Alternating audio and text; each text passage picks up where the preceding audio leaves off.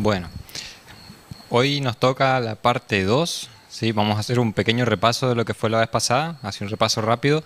Habíamos visto, el título del estudio era Cronología de la Navidad. ¿Sí? Habíamos ido a nuestro índice de la Biblia para dar una explicación del orden de los libros, ¿sí? Y habíamos empezado a ver en cada uno de los libros de la Biblia donde aparecen referencias al nacimiento, referencias directas, profecías al nacimiento y la venida de nuestro Señor. ¿Sí? A modo de repaso, habíamos visto, ¿no es cierto?, así de manera rápida, la historia de Israel, que había empezado con, la historia del mundo primero: Génesis, Éxodo, Levítico, Número, Deuteronomio.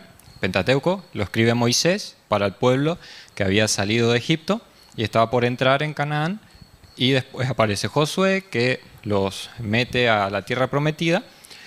Ellos, estando ahí, van en decadencia espiritual. Aparecen los jueces, que son una suerte de gobernadores libertadores, y después, entre medio de eso, aparece Ruth, ¿sí?, que es una extranjera que muestra la historia de la redención, de cómo Dios salva a los no judíos también. Termina el periodo de los jueces con Samuel, que fue, como dijimos, el último juez. También era profeta, ¿sí?, pero fue el último juez de Israel. Y él unge al primer rey. Ahí empieza la época de la monarquía, ¿no? Saúl, escogido por el pueblo, le sucede David, le sucede Salomón, y hasta ahí tenemos resuelto los libros de Génesis a Segunda de Crónicas, básicamente, ¿sí?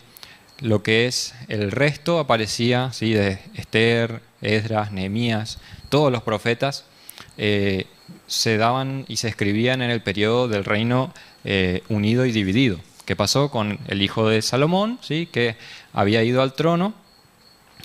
Para acordarse fácil quiénes fueron los dos reyes que se dividió el reino. Uno es el, bueno, yo lo memoricé así: uno es el que roba y otro es el que joroba, ¿no? Roboam y Jeroboam. Roboam era el hijo de Salomón y Jeroboam era un ministro, ¿sí?, que no era descendiente. El reino se dividió en dos. Roboam quedó con las dos tribus de Judá y de Benjamín, de donde iba a venir el linaje del Mesías, ¿no?, que Dios había prometido que de la tribu de Judá iba a venir el futuro rey de Israel, ¿sí?, que se lo prometió desde que apareció Judá, ¿sí? Lo prometió también a David, cuando le dice: de tu linaje levantaré un rey que va a reinar para siempre. El resto de las 10 tribus, ¿sí?, había quedado en manos de Jeroboam, que no era el linaje de David, y como habíamos visto, cada uno de los dos reinos, el reino del norte, que era el reino de Jeroboam, y el reino del sur, que era el reino de Roboam, ¿sí? Normalmente en la parte de los profetas se ve que lo llamaban de diferentes maneras. El reino del sur era el reino de Judá, el reino del norte era el reino de Israel, ¿sí? Como que en los profetas aparece esa distinción, y solemos leer los profetas como que todos profetizan al mismo pueblo, pero no. Cada uno de esos profetas vivió en diferentes épocas. Algunos vivieron antes de que sean exiliados, ¿sí? El reino del norte había sido exiliado a Asiria primero, el reino de Jeroboam, ¿no? Después de varios reyes, varias usurpaciones del trono, etcétera, fueron exiliados a Asiria. El reino del sur, de Judá, Benjamín, del linaje de David, perduró un poco más, pero también fueron deportados a Babilonia. Todos los profetas fueron apareciendo en esos periodos: antes de la deportación, en la deportación y post exilio. Por ejemplo, Jonás no predicó a todo Israel, él predicó a Nínive, ¿sí?, a un pueblo que había sido invadido por los asirios y estaban en un muy mal estado espiritual. Después tenés a Habacuc, que él tiene esa confrontación con Dios de antes de que venga Babilonia, ¿sí? Él está ahí como una atalaya diciendo: Señor, ¿qué es lo que pasa? Y Dios le dice: voy a mandar a un castigo de Israel, Babilonia va a ser mi instrumento de castigo, pero tranquilo, después va a venir de nuevo la restauración de Israel, ¿sí? Entonces, bueno, cada uno de los profetas, sean mayores o menores, como se los suele llamar, aparecen en distintos periodos de la historia de Israel. Bueno, profetas mayores y menores se los llama así, no porque uno sea más importante que el otro, sino porque simplemente la extensión del libro. Isaías es un profeta mayor porque tiene un libro re largo y Joel es un profeta menor porque su libro es cortito. Solamente por eso es que se le llama así. ¿Sí? Habíamos visto en cada uno de los libros y llegamos hasta Esdras y Nehemías. ¿Sí? Esdras y Nehemías en nuestra Biblia, en el orden del índice, aparece enseguida después de Crónicas. ¿Sí? Vos vas leyendo la historia, terminaron los reyes de Israel y llega la historia de Esdras y Nehemías. Ahí, bueno, en el medio de Esdras y Nehemías hubo las deportaciones, ¿no? Esdras y Nehemías son, uno es un sacerdote, otro es un escriba, que ellos reconstruyen el templo, reconstruyen la ciudad, ¿sí? Estoy haciendo un resumen muy bruto, me estoy salteando muchas cosas, ¿sí?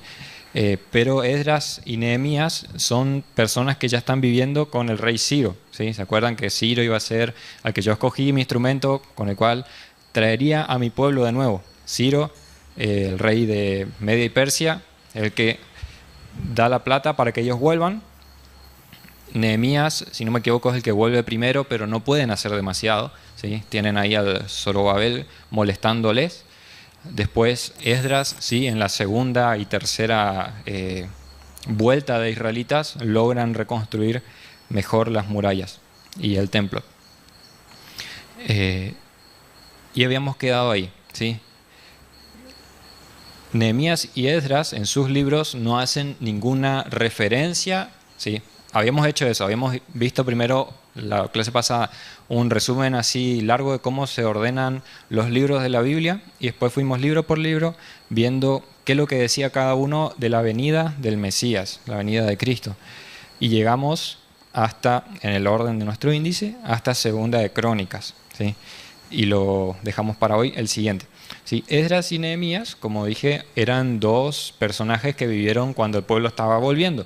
Ellos necesariamente no profetizaron, ¿sí?, de un Mesías que iba a venir, pero sí hay en sus libros una fuerte idea de una esperanza de redención del pueblo, ¿sí?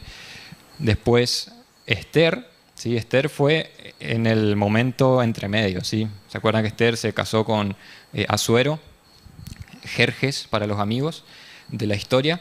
Ella estuvo ahí en el medio cuando los judíos todavía estaban bajo el imperio medo-persa o asirio, no me acuerdo. Esther tampoco tiene profecías de Cristo. Y un dato interesante, Esther ni siquiera nombra el nombre de Dios en su libro, en ningún lado, ¿sí? No está el famoso nombre de Dios en su libro, pero vemos cómo su historia aparece Dios como que detrás del telón, cuidando de su pueblo, ¿sí? Conocemos la historia de Esther, de cómo Dios los salva, y ese es el mensaje que nos da ese libro, Dios guardando de su pueblo, a pesar de que el pueblo no lo vea. Después Job, ese sí, bueno, vamos a ir a leer. Job capítulo 16.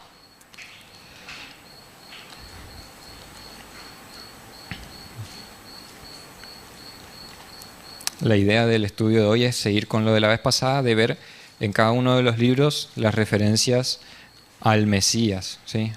Como dijimos, hay libros con referencias directas, otros con referencias indirectas, ¿sí? Job 16, muy conocido, 21. ¿Quién puede leerlo? Capítulo 16, versículo 21.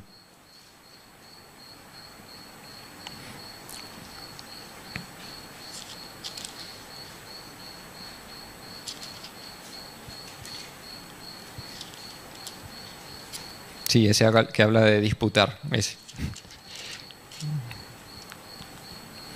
Ojalá pudiese disputar el hombre con Dios como lo hace con su prójimo.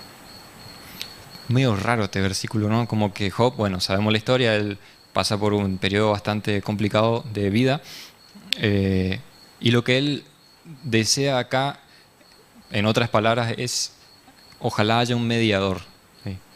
Ojalá haya alguien que pueda disputar, que pueda ponerse frente a Dios y, no sé, disputar es una palabra un poco fuerte para nuestro lenguaje, pero charlar, ponerse ahí y debatir mi situación, ¿sí? Ojalá haya alguien ahí, porque yo no puedo, eso es lo que él dice ahí. Y su esperanza, ¿sí? En este versículo mucho más conocido, se ve plasmada en el 19:25, capítulo 19:25.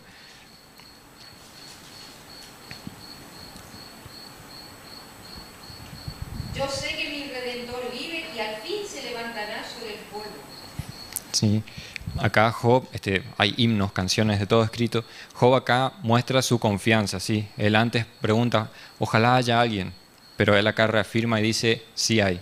Mi Redentor, él mirando hacia el futuro, hacia el Mesías que vendría, él confiaba en Cristo, ¿sí? Estas son referencias directas a nuestro Señor Jesús. Los salmos no los vamos a leer, solamente voy a nombrar, ¿sí? Como les había dicho la vez pasada, el libro de Salmos solemos, ¿cómo se dice? Conectarlo con David directamente. Habíamos dicho la vez pasada, Salmos fue un libro escrito desde Moisés hasta Ezequiel, o sea, desde que el pueblo salió de Egipto hasta que salió de Babilonia, ¿sí? Es un recompilado, es una especie de himnario, ¿sí? Fueron muchos poetas, como dijo la hermana Esther, que escribieron eso. Tenés salmos que no tienen nombre de quien lo escribió, pero hay muchos que sí. Tenés Salmo de David, Mictam, etc. Salmo de Moisés, el 81, si no me equivoco, es de Moisés. Tenés salmos de Ezequiel, o que Ezequiel recopiló, ¿sí? Hay salmos de ascensión, hay salmos de lamento, ¿sí? De la cautividad, y David no estuvo en cautividad de un imperio, ¿sí? Salmo fue escrito durante un periodo de tiempo bastante largo, ¿sí? No solo David lo escribió. Y Salmos tiene la particularidad de, al tener tantos autores, tiene muchos capítulos que hacen referencias directas al Mesías o a algún acontecimiento que le iba a suceder. Les leo así por arriba los salmos que se conocen como salmos mesiánicos. ¿Por qué? Porque de alguna manera en el Nuevo Testamento, por ejemplo, el Salmo 22, muy conocido, Dios mío, ¿por qué me has desamparado? ¿Sí? Era David como profeta hablando de ese día que el Señor Jesús iba a morir en la cruz. Jesús lo cita, ¿sí? Tenemos salmos mesiánicos con referencias directas, Salmo 2, 8, 16, 22, 34, 35, 40, 41, 45, 68, 69, 109, 110 y 118. ¿Sí? Muchísimos salmos con referencias de profecías directas del Mesías, ¿no?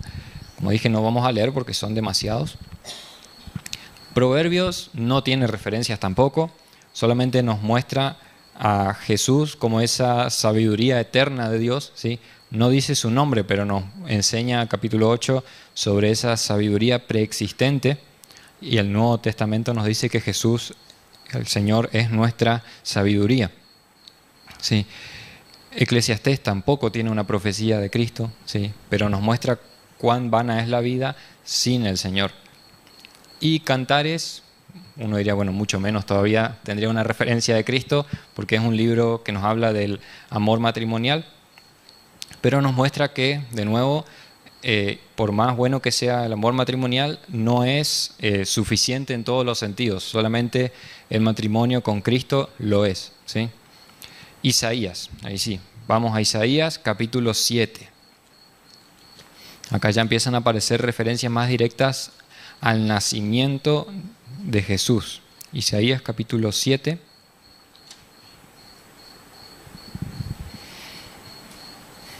Versículo 14. Quien tiene lo lea.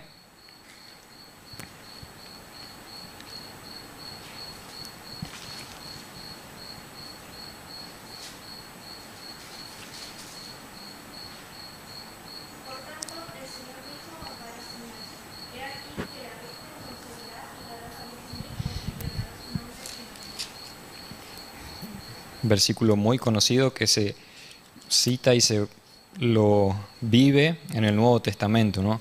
Hablando del nacimiento virginal de Jesús.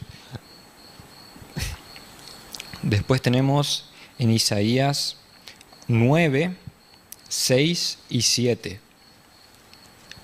Quien tiene lo lee, Isaías capítulo 9, versículos 6 y 7.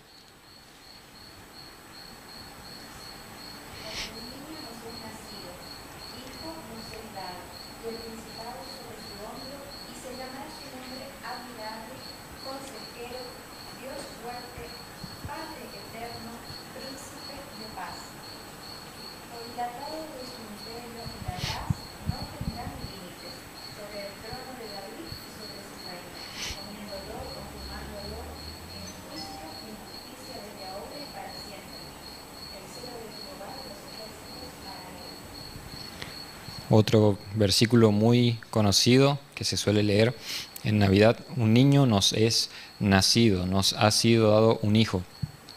Este hijo de Dios, hijo de David, rey sobre todo. Después tenemos en Jeremías, bueno, Isaías tiene muchas otras citas, ¿sí? Como la del siervo sufriente, la que Jesús es luz para los gentiles, pero no hablan directamente del nacimiento, ¿sí? Hablan de otros aspectos. Jeremías 33.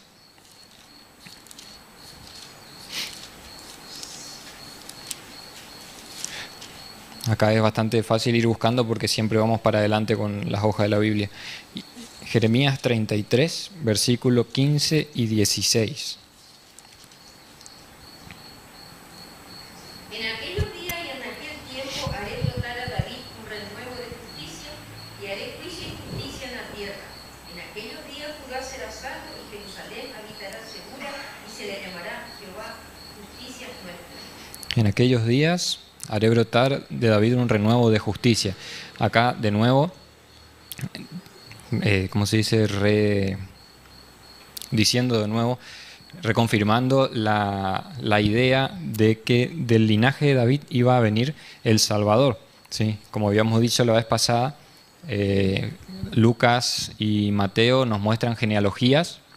Los dos nos llevan a Jesús hasta David, hasta Abraham, hasta Adán, mostrándonos que del linaje de David viene, ¿sí? Y como dijimos, José, si el imperio romano no iba a estar asediando a Israel, muy probablemente José haya sido el actual rey de Israel y el que le sucedía era Jesús, ¿sí? Pero bueno, las cosas no fueron así, Dios no lo quiso.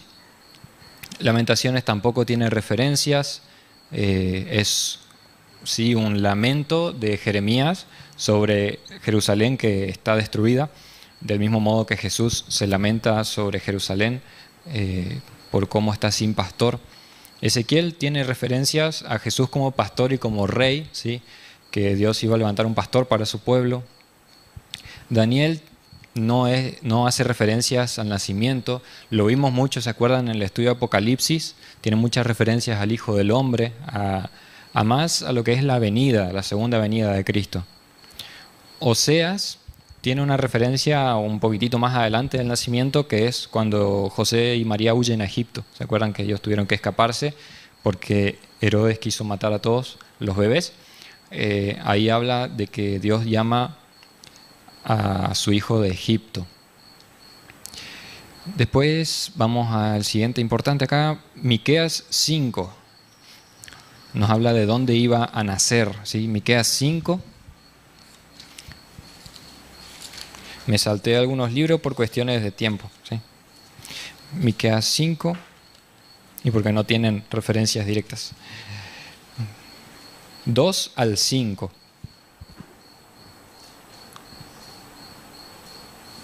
Pero tú, Belén, Efrata pequeña, para estar entre la familia de Judá, de ti me saldrá que será Señor en Israel, y sus salidas son desde el principio, desde los días de la eternidad.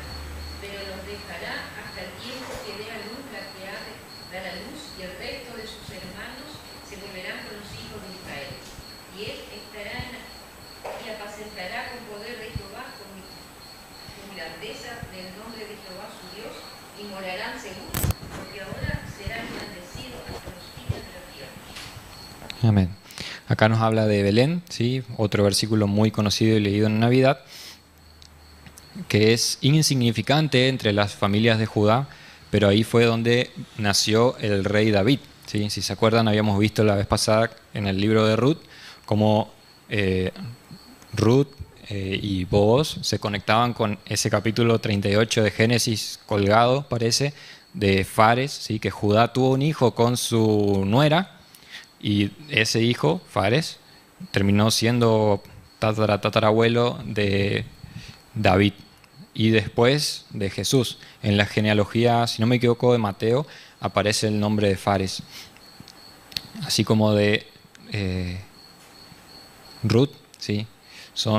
Pareciera cosas que uno diría, pero son manchas en una genealogía, ¿sí? Un hijo nacido no de la manera correcta, una moabita, pero no, Dios lo deja ahí, también deja a Betsabé, ¿sí? Otro hijo, Salomón, que no fue, como uno diría, del mejor formato nacido, pero Dios lo deja ahí mostrando de que a pesar de las fallas de su pueblo, Él sigue cumpliendo con su promesa. Y al final tenemos Malaquías, que ya aparece como último profeta en nuestra Biblia, último libro, perdón, del Antiguo Testamento, Malaquías capítulo 4, versículo 5. Acá ya no anuncia al Señor, sino a alguien que iba a anunciar sobre el Señor.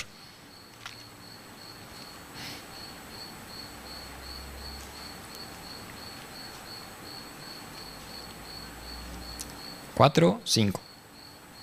He aquí yo os envío el profeta Elías antes que venga el día de Jehová grande y terrible. El profeta Elías, sí. Referencia. Malaquías, sí, está bien, es ese. El profeta Elías, sí, haciendo la referencia a Juan el Bautista, sí, muy conocido, que después sus seguidores tienen por ahí problemas preguntándole: ¿vos sos Elías, el que iba a venir? ¿Quién sos? El que iba a preparar el camino. Sí. Y bueno, terminamos acá con los profetas del Antiguo Testamento. En realidad no, porque el último es Juan el Bautista, ¿sí? Que bueno, conocido, él aparece ya en los escritos del Nuevo Testamento, pero es, como Jesús dice, el último de los profetas del Antiguo Testamento, y él sí ya está predicando y preparando el camino, ¿sí? Como allanando las veredas para que venga el Salvador. Primo de Jesús, ¿sí? Como sabemos. Como conclusión de esa parte del estudio, ¿sí? Fuimos viendo todos los libros que hay muchas referencias directas, y los libros que no la tienen, no es que no nos sirvan o que hablan de otra cosa, ¿sí?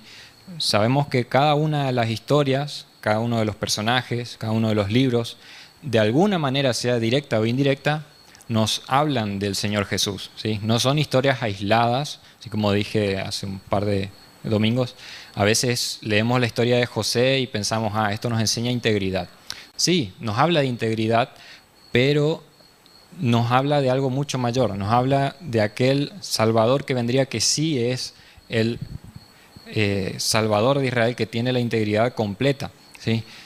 Muchas veces nos pasa que cuando leemos la Biblia perdemos de vista al Señor, y Él mismo dice que todo habla de Él, ¿sí? Todo apunta hacia Él. Cada vez que leemos una historia o estudiamos algún pasaje y perdemos de vista cómo eso de alguna manera se refleja en Jesús, estamos leyendo mal la Biblia, y en vez de mirar al Salvador terminamos volviéndonos moralistas, creyendo de que tenemos que hacer cosas buenas para ganarnos el cielo, ¿sí? También aprendemos en esto cómo Dios nos muestra su carácter, ¿sí?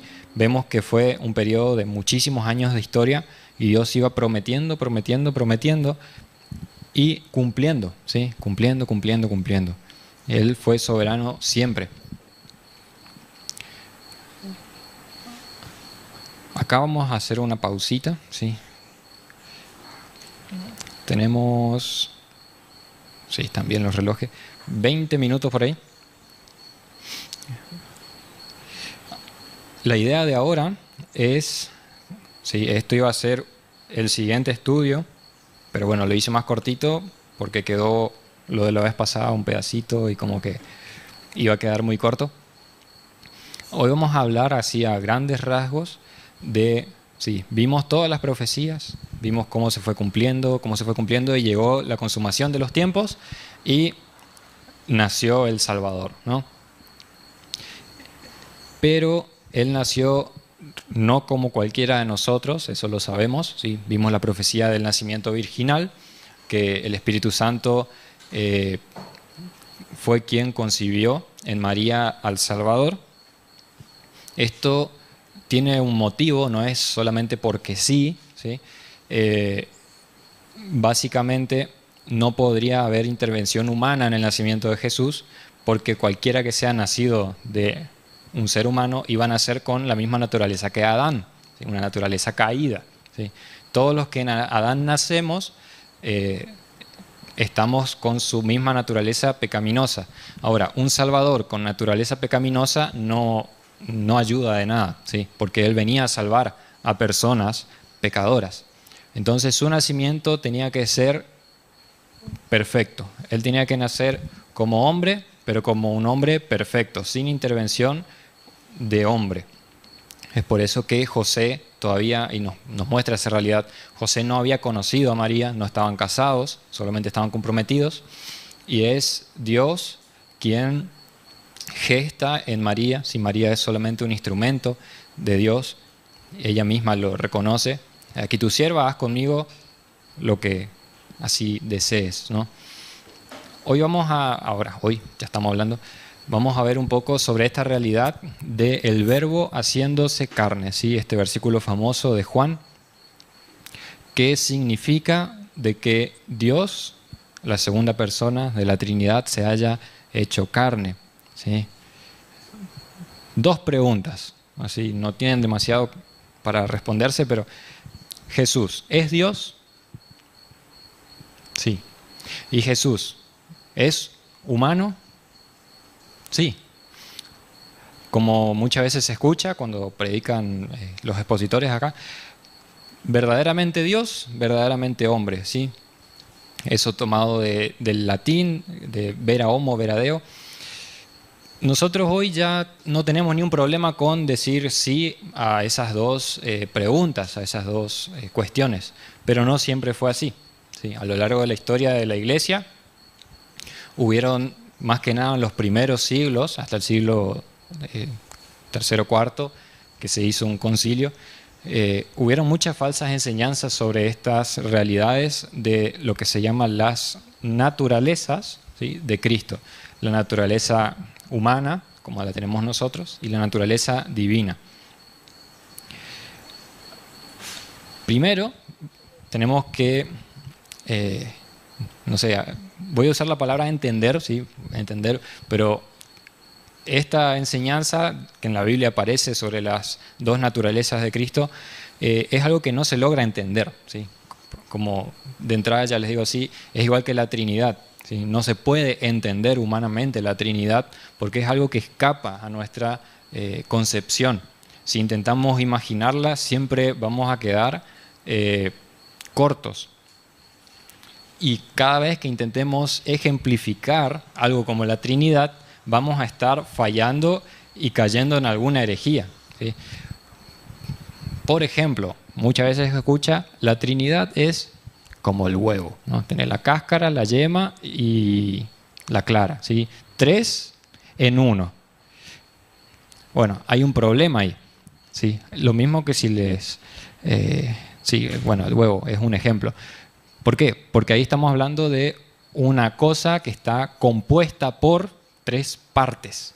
Ahora, Dios no está compuesto por 3 personas. No es que tenés un 33% del Padre, 33% del Hijo y 33% del Espíritu. No.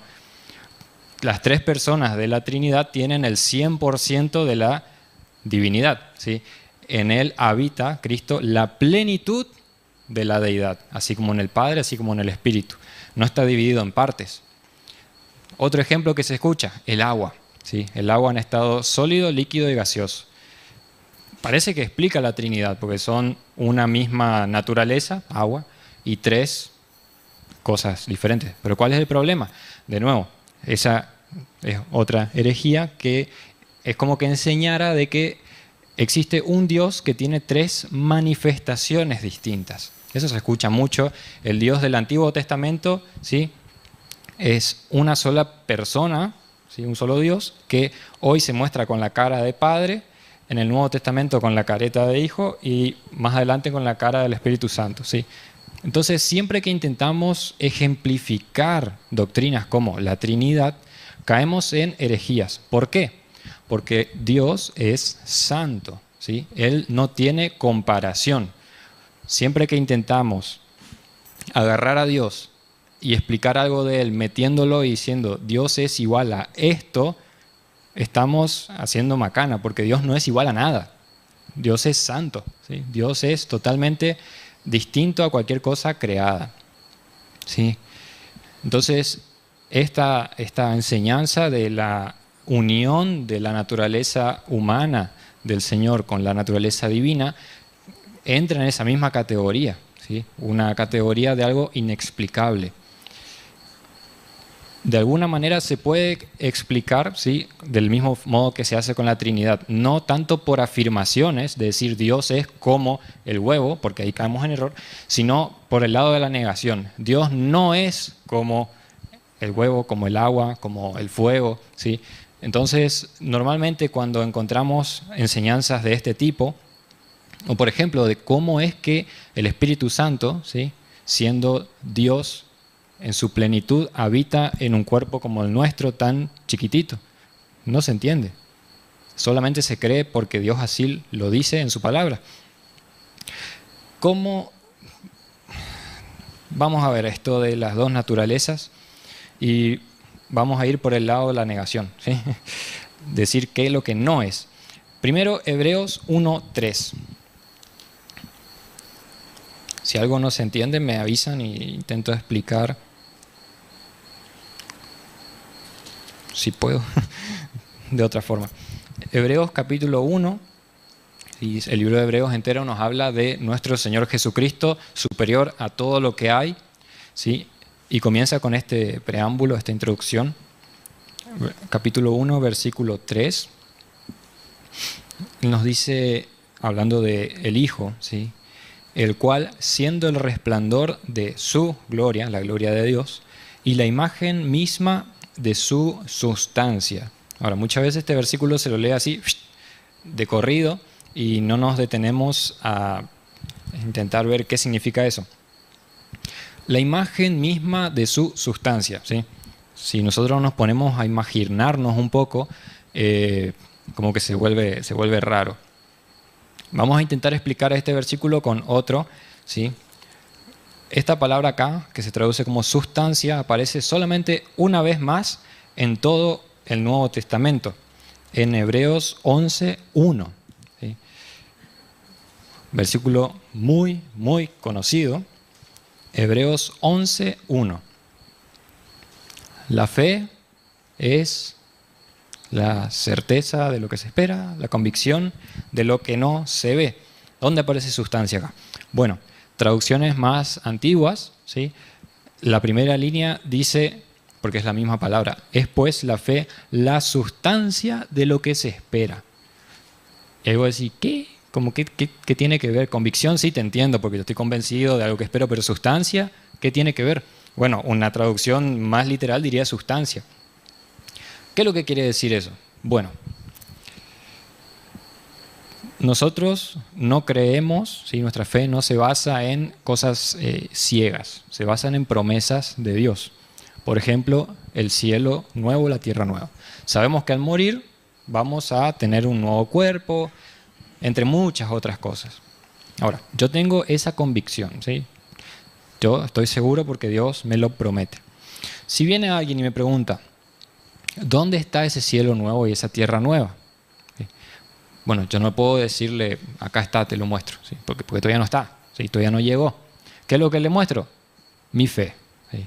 Mirá, mi fe, la palabra.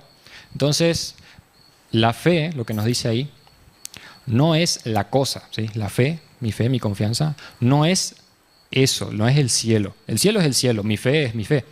Pero mi fe es como si ya fuese el cielo. Mi fe es esa sustancia. Cuando alguien mira lo que yo creo, es como si estuviese mirando a eso mismo. Lo mismo se aplica a lo que decía antes. Cristo es la imagen misma de la sustancia del Padre.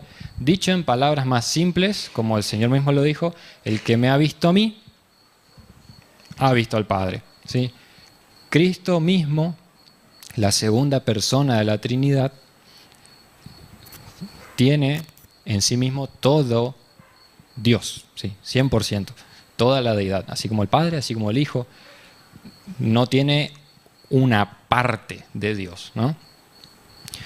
Este versículo, sí, la doctrina de la unión de las dos naturalezas, se llama unión hipostática, porque la palabra que aparece en griego ahí, de sustancia, es esa palabra.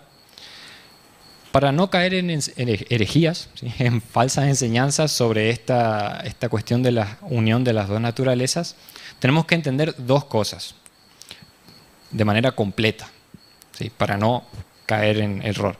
Primero, tenemos que entender completamente la divinidad, completamente, totalmente, y completamente la humanidad. ¿Sí? Ahora, ¿quién es el único que entiende a Dios totalmente? Solo Dios.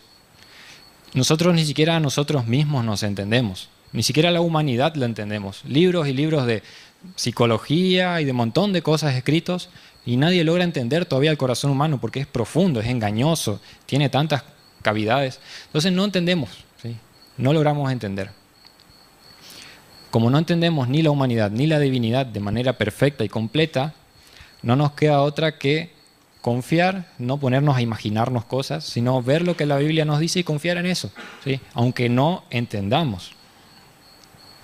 Hubieron personas a lo largo de la historia de la Iglesia que de alguna manera intentaron imaginarse, ¿sí?, intentaron ejemplificar y explicar por experiencia propia estas doctrinas y cayeron en el error.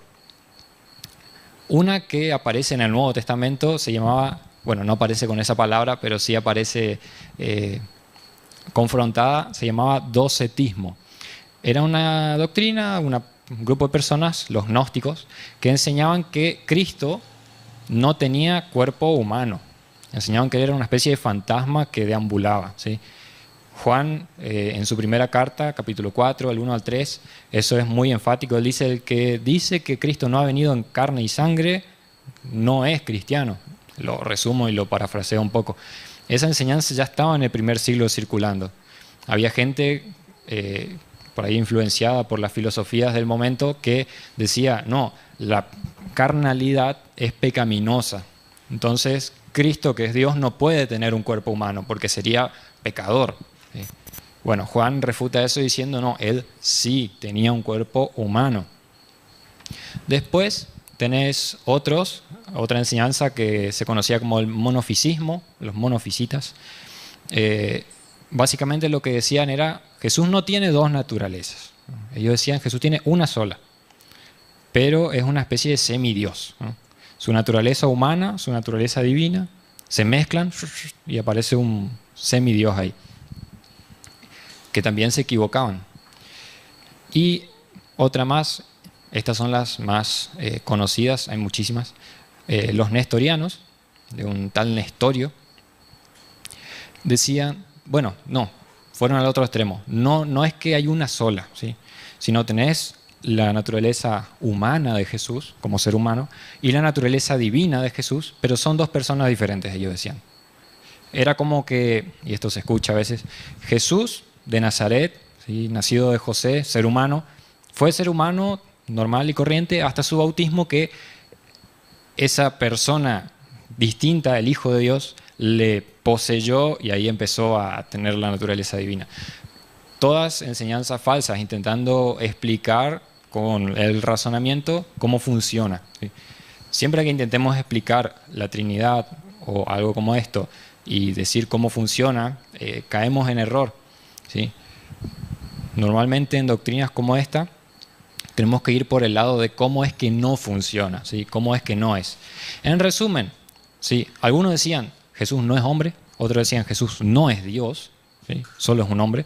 Otros tiraban en el medio una especie de híbrido entre ambos, y otros decían son dos personas separadas, ¿sí?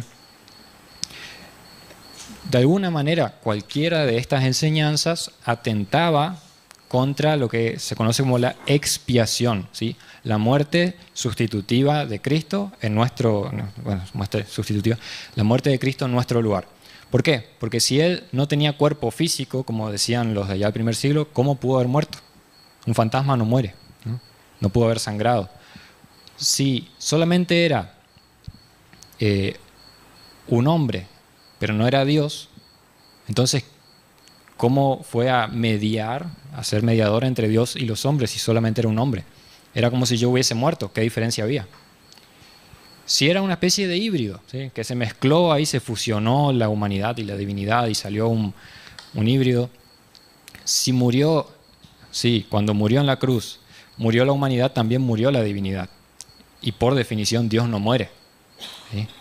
Entonces, de alguna manera, cualquier camino que tomemos de esos, ¿sí?, al intentar mezclar, separar o hacer algo, caemos en el error y nuestra salvación ya no tiene fundamento, no tiene sentido y es imposible de ejecutarse. Les voy a leer, vamos a hacerle uso, la confesión de fe que adoptamos hace poco. En el capítulo 8 habla sobre Cristo el mediador. En el párrafo 2 nos habla del Hijo eterno de Dios, ¿sí? Nos da varias cosas y nos habla de cómo, no quiero decir, bueno, voy a decirlo, cómo funciona, no está bien dicho, pero bueno, cómo funciona esta realidad, esta verdad de las dos naturalezas. Dice que fue hecho de una mujer de la tribu de Judá, de la simiente de Abraham y David, según lo prometido en las Escrituras. Hasta ahí bien. De manera que dos naturalezas completas, humana y divina, completa. ¿Sí? Tampoco, no era un 50% y 50%, era completa. Las dos perfectas, también eso es importante. Sabemos Dios es perfecto, ¿sí? Pero el humano, ¿sí?, el lado humano de Jesús, gracias, era un hombre perfecto. Por eso la necesidad del nacimiento virginal. Todos nosotros nacemos con naturaleza imperfecta, ¿sí? Jesús no nació con una naturaleza caída. Él nació con una naturaleza perfecta, como la de Adán en la creación, ¿sí? Dos naturalezas también distintas. Las dos se unieron de manera inseparable en una persona. Lo que hay que, ¿cómo se dice?, delinear acá es que estas dos naturalezas no se mezclaron, ¿sí? No es que como si fuesen dos colores y se hizo del rojo y el amarillo salió el naranja, una nueva naturaleza. No, son dos naturalezas que no se mezclan. Tampoco cambian, ¿sí? Muchas personas a veces se tiene esa confusión de, bueno, cuando Cristo hizo un milagro, ¿quién fue? ¿Fue el Cristo divino o el Cristo humano? Bueno, los teólogos suelen distinguir ahí y dicen, bueno, en ese caso fue la naturaleza divina, pero nunca separada de la naturaleza humana.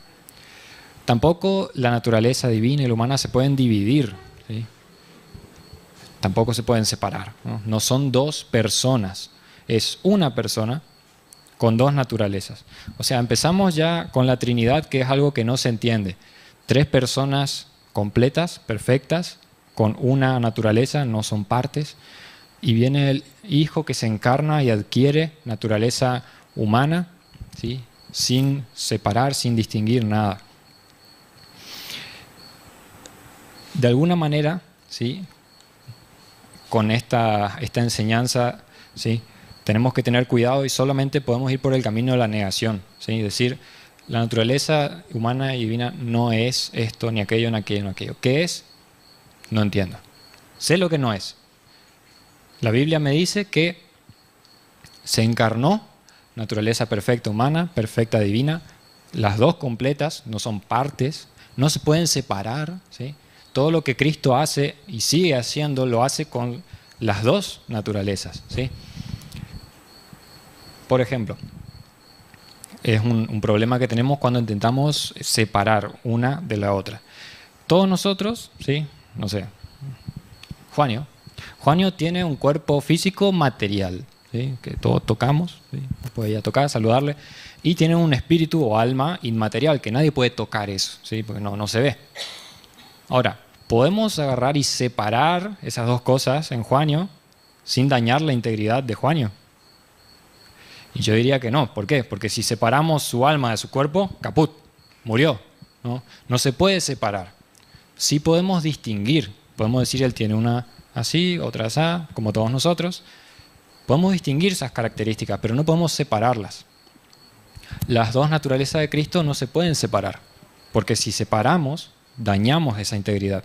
Dañamos la doctrina y dañamos todo lo que habla sobre él. Podemos distinguirlas solamente. Es decir, él tiene una naturaleza humana, una naturaleza divina y hasta ahí. Cuando hablamos de la encarnación del Verbo, ¿sí? El Verbo se hizo carne, la segunda persona de la Trinidad, la única conclusión a la que llegamos va a ser siempre la misma. Primera de Timoteo 3:16. Primera de Timoteo 3:16.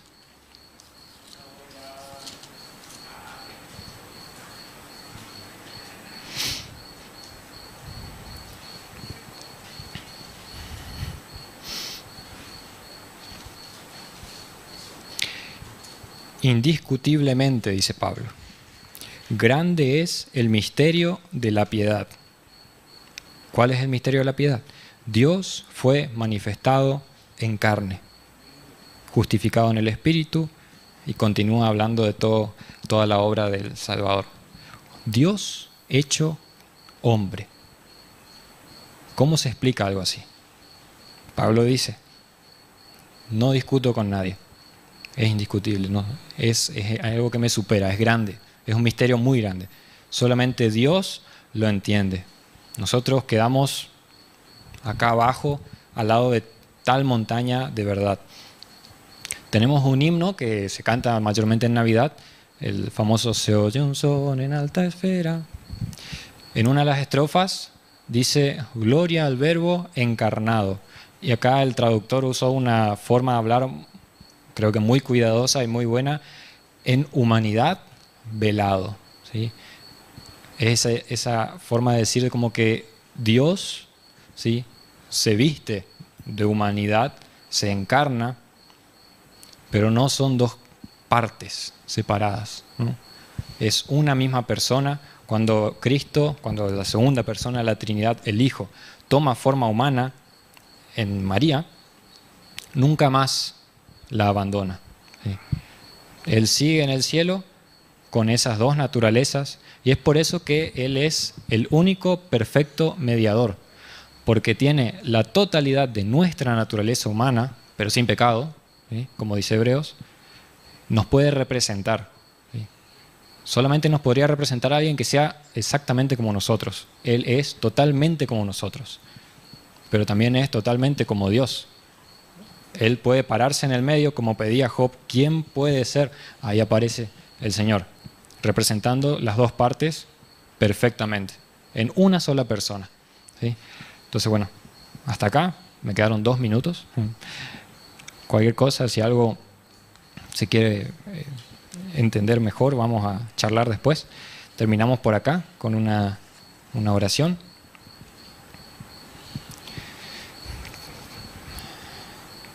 Padre, te agradecemos por tu palabra, te agradecemos por lo que nos permites estudiar. Perdona, Padre, si tal vez no fui claro o si dije algo de una manera incorrecta. Es algo que nos supera, Señor. Te ruego que nos ayudes a meditar y a intentar profundizar un poco más en estas realidades. Guárdanos siempre del error, Señor. Confiamos en tu Espíritu que nos guardará, Señor, y ayúdanos a descansar en estas verdades que nos enseñan de Jesús, Dios perfecto, humano perfecto, que está intercediendo por nosotros, en quien podemos confiar, quien nos entiende y quien puede ayudarnos. Gracias, Padre, por haberlo enviado, por haber tomado en su persona, por haber decidido, Señor, antes de crear el mundo, tomar nuestra forma para salvarnos, Señor. Gracias por haber enviado a tu Hijo. Gracias porque pasó todos los sufrimientos que eran necesarios y porque con poder, con gloria, se levantó en la tumba y intercede por nosotros. Ayúdanos a contemplar estas verdades, Dios, en ese pequeño bebé. Qué grandioso, Señor. En el nombre de tu Hijo, en el nombre de Jesús, nos ponemos ante ti y te pedimos que nos bendigas en el culto a continuación. Amén.